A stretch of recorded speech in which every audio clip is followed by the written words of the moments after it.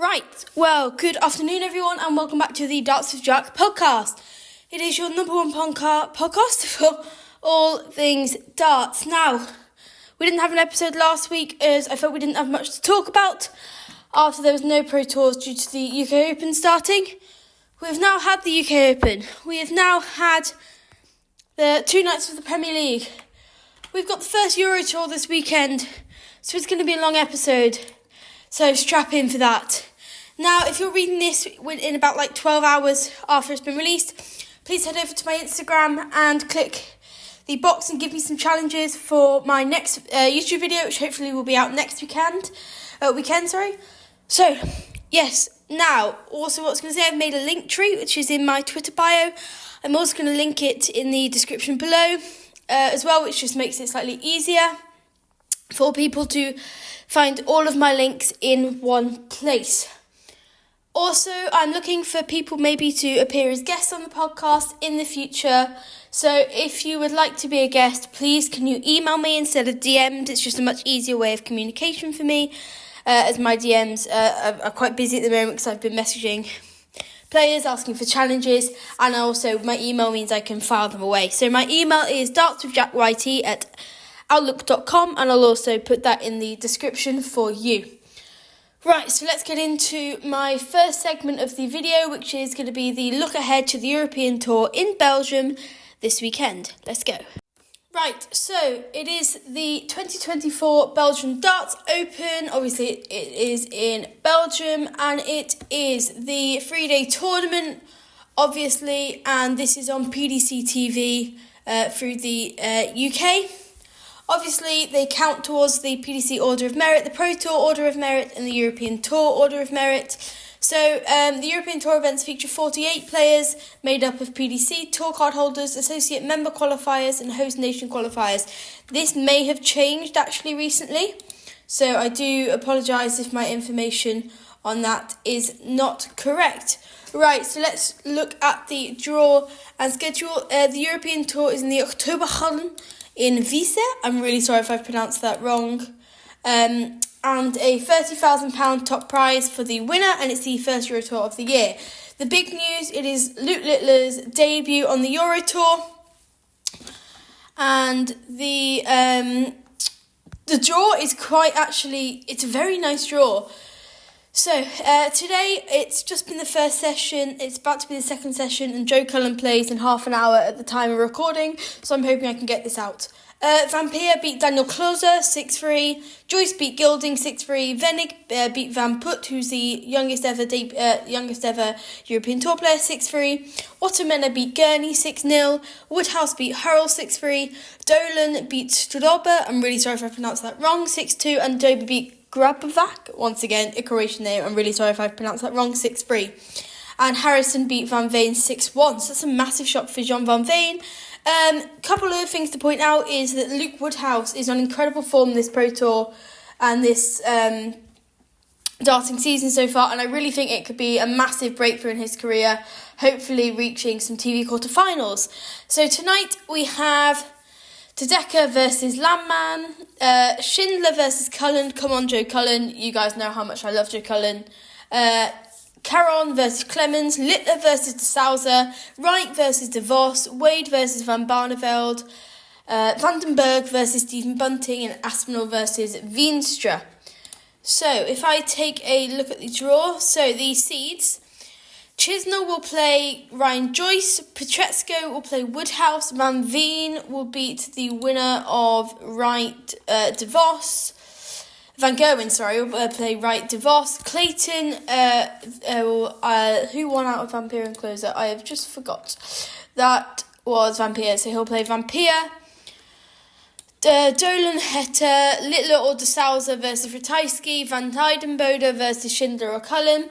Ross Smith versus Watermena. Humphreys versus the winner of Wade Barneveld, which would be an incredible game. Searle versus the winner of Aspinall Veenstra. Cross versus, I think Venig won, so that's Venig. Noppert versus Chris Doby. Price versus the winner of Karen Clemens. And Gary Anderson versus the winner of Harrison. So Van Veen, so that is Harrison, so that's Anderson, Harrison. Josh Rock versus Vandenberg or Stephen Bunting, which is again is a cracking tie. and Michael Smith versus Mike De Decker and Chris Landman. So, hopefully we can have some crackers of a game. My predictions for the Euro Tour, I don't think it will be a shock win on the Euro Tour. I'd love Joe Cullen to go far. And yeah, it's going to be an exciting first Euro Tour. Everyone loves the Euro Tour. I don't get how you can't like the Euro Tour.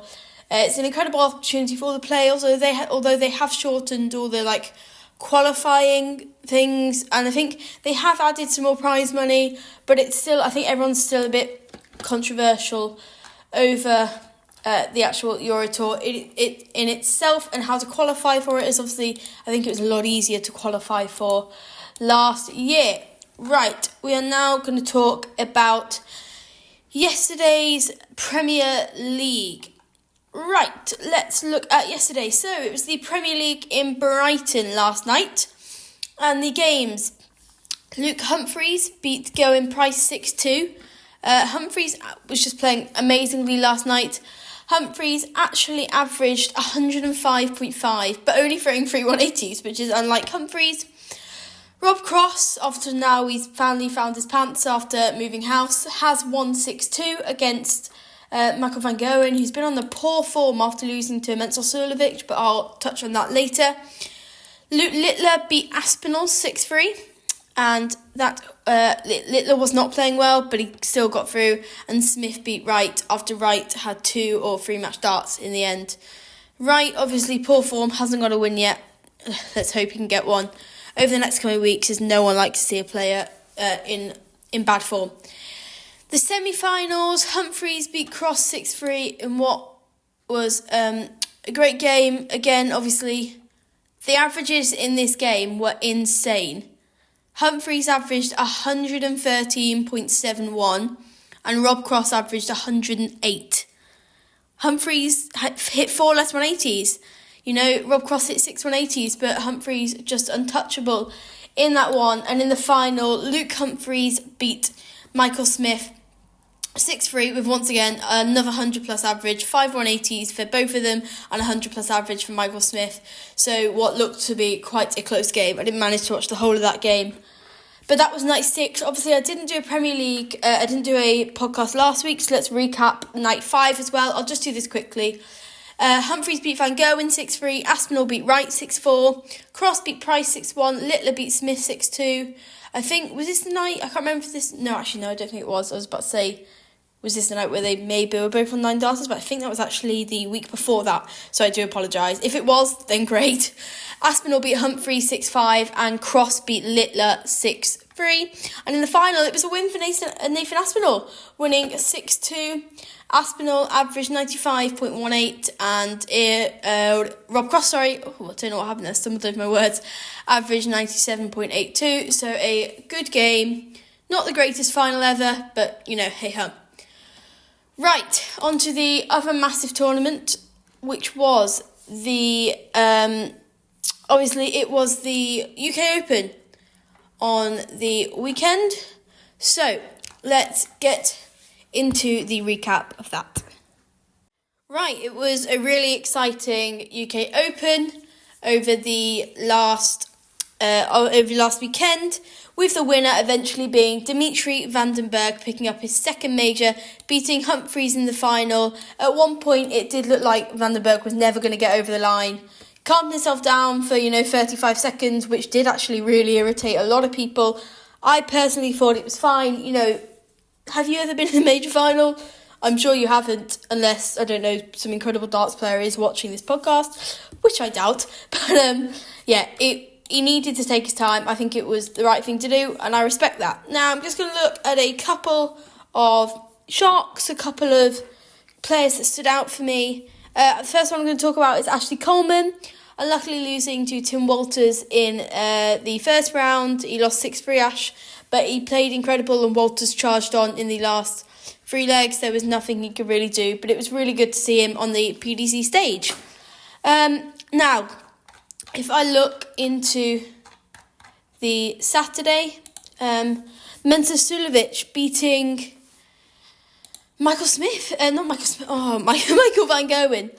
I don't know how I forgot that. Great game. Mensel played really well. Van Goen complaining about his shoulder. I hope he was okay, and it's never good to see someone Van Gerwen, who's such an incredible player. It's never good to see him struggle like that. Bunting lost 10-2, unfortunately, in the quarters. Evans beat Rob Cross 10-7, which was not a great game, but it was really good to see Ricky Evans win his second ever major quarterfinal, and obviously into his first ever major semi-final. Damon Heta winning 10-8 against Luke Littler in what was such an incredible match. One of the matches of the year so far. They were averaging 120 each by the first break, and it ended up with Heta having an 106 average, Littler having an 104 average, and then both hitting 8-180s. Incredible. There's nothing you can really say. When two players are playing of that standard, you could watch them all day. I'm sure anyone could.